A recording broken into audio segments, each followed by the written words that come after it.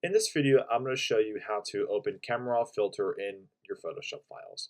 Now, this is my own personal way to do it. There might be other ways, but this is just how I do it.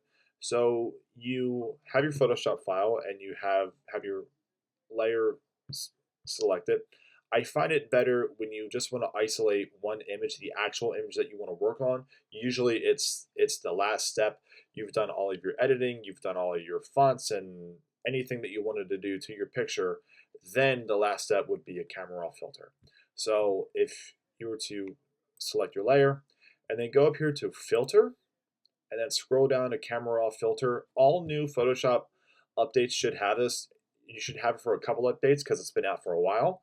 So you can just click that, and then a couple seconds it'll bring up the camera raw filter, and this really helps you adjust exposures and lights and colors and tints and all kinds of stuff that you can really go into that really makes a picture pop anywhere you want. We can make this a really cool photo, a little bit more warm, anything that you really want to do. And you can just go in and adjust all kinds of settings and shadows and highlights and clarities and textures and all kinds of stuff that you would want to do to a photo. So I hope you guys found this useful and helpful, and make sure to like and subscribe for some more easy tips on Photoshop.